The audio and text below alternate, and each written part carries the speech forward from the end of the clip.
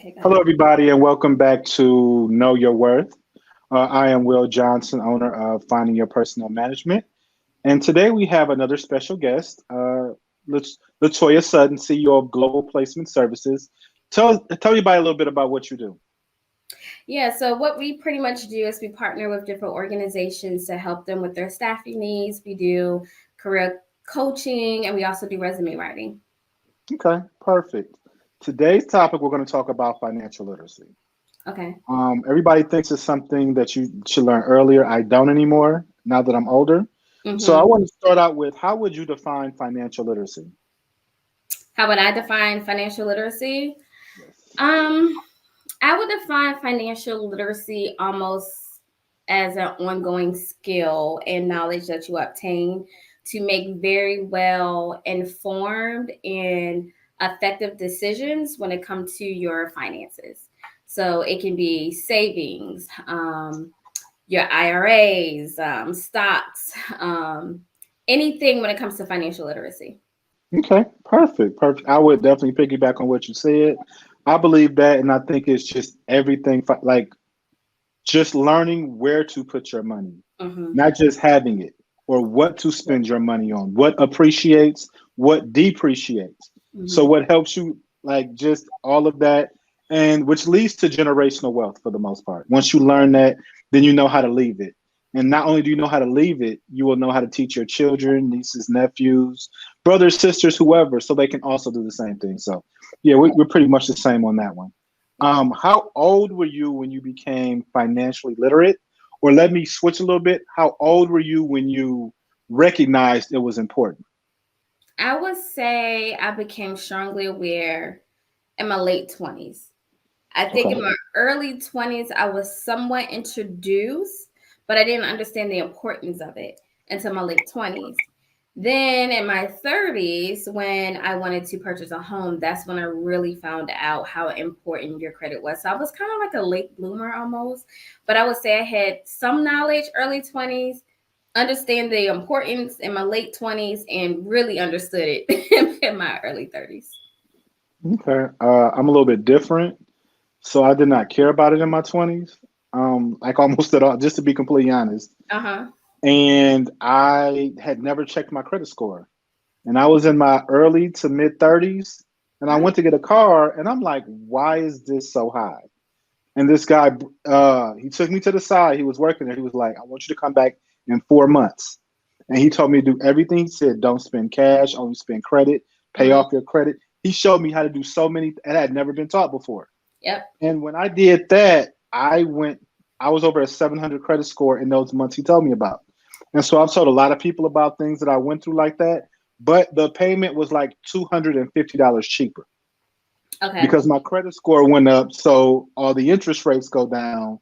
And again, like when you said financial literacy, it's not something that I don't believe people master. I think you're going to learn new stuff as you are on that path of trying to figure out what do I need to do to make sure that I'm good in the future. Yeah, it's an ongoing learning experience. There's always something new, like Bitcoin. We didn't know anything about Bitcoin like years ago. Like it's definitely an ongoing learning experience. Oh no, I wholeheartedly agree. Let's switch gears just a little bit. Okay. Let's talk about financial literacy for your business because Okay. we're both small business owners. I knew about financial literacy immediately when I started my business and I started seeing the money that was leaving and who I was paying and what I was paying them for and how to get credit and things like that in your business. So talk Right. to because your business is a little bit older than mine. So Yeah. talk to me a little bit about financial literacy Saving. in your business. Saving. Just like I do in my personal life, I save too for anything that could happen. If I gain new clients and I need recruiters immediately, I need to have the capital to pay for recruiters to help support the businesses or the partnerships that I have established. So I would say the number one of the things that I learned while having my business outside of seeing how much goes out and how much, comes in is also saving. I pinch everything. I look at everything. If an email costs $6.99 and you're no longer with the company, that needs to be, I need to have $6.99 in my account saved somewhere else. So I would say saving was like one of the things that I learned that I felt that was very important, because anything can happen. You can just need merchandise, you can be invited to speak somewhere, and you want to use your business capital and not your personal capital to fund those things. So if I need to fly out to Michigan, I'm not going to use my personal savings account. I'm going to go to my business account to pay for my trip to Michigan. I just learned this recently Mm-hmm. because I was trying to acquire some property. And I Okay. think we talked about this. You need to have more than one credit source for your business. Right now, I have a credit card that's linked to my business account. And I spoke with somebody and they were like, no, you need to have 3 to 5, three at the least, Mm-hmm. sources where you can have credit on your business. It does not have to be credit cards, it could be a credit line. It could Mm-hmm. be so many different things, but you need to have at least 3 to 5. And you definitely need to separate your personal money from your business, especially when it comes to taxes. Exactly. And a lot of people don't know that. Like a lot of people, like I'm guilty. When I first started my business, I used my own money to fund my business. I didn't want to take out any loans. I didn't want to take out any credit cards, because that's when that financial literacy part comes in, like not having full knowledge or having the lack of knowledge. But now that I'm a little bit more into my business and I can fund the capital, but if there is a line of credit that I can have and is forgiven, then I'm definitely going to utilize that and do that. And I'm also going to save at the same time. So I think even when it comes to the business aspect of it for small business owners, it's also an ongoing learning experience as well. I'm learning something every day or every year on how to better finance my company, or how to better increase, the revenue for my company.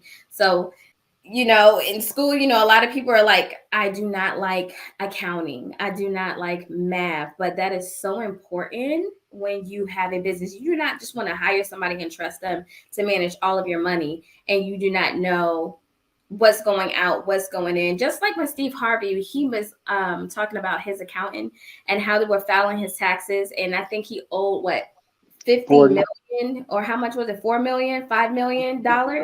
40. $40 million, right? And then the person passed away and he still didn't know what was going on or what to do.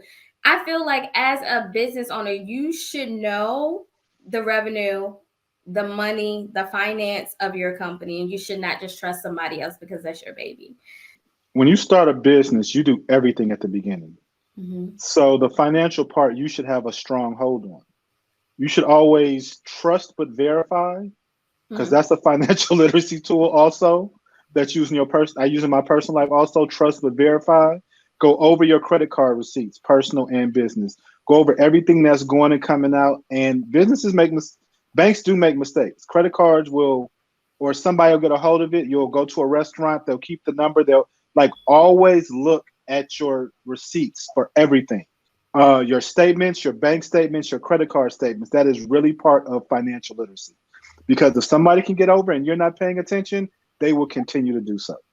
Yeah, and partner with a tax accountant or someone who can share with you what you can write off. A lot of people don't write off these things when they do their business taxes in the beginning of the year, or if it's every quarter or every 2 quarters, whenever you have to do your taxes for your business. I feel like you should also educate yourself in that way too, because it's so important. Like, don't work harder, work smarter. And I truly believe that. Oh, definitely. I completely agree. What sites can you use to help educate yourself, check credit scores, anything like that as far as financial literacy? I started off using um, Credit Karma. You can use Credit Karma to check. Not saying that it's like 100% accurate, but you know exactly where you may be falling in line with your credit. I will also say Expedia. Is it Expedia? Experian. Experian, yeah, I'm thinking about something else. Oh, travel, because I'm getting ready to travel. Experian, you can definitely utilize that. And another thing, you have a lot of people out here. You want to find someone that is trustworthy who can help you build your credit if you don't have credit. there's a lot of people out here, but it's also a lot of scams. So you also want to work with someone who's very trustworthy to help you build your credit. If you do say, let me download Credit Karma because it's free, and you are 400, 500, and you really want to build it up because you want to buy a house, you want business credit, you want personal credit, you want to also work with someone that you truly trust. Okay. I like those. Also know that there are more than one credit agency that, and certain people only pull from the certain credit agencies. Mm-hmm. Also, if you're a small business, and I'm gonna go back and forth, look at the SBA. Oh yeah. They give classes that are free. They give seminars that are free. Here in Atlanta, a lot of them were at Georgia Tech before COVID, but a lot of them now are online. You can do a lot of research on both ways to build credit.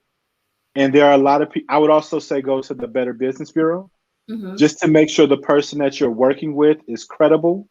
That's for taxes. That's for credit restoration. That's for everything. Because, like you said, there are lots, and I do mean a lot of It is. fraudulent people out here saying, "Oh, I can help," and what they'll help themselves is to your money.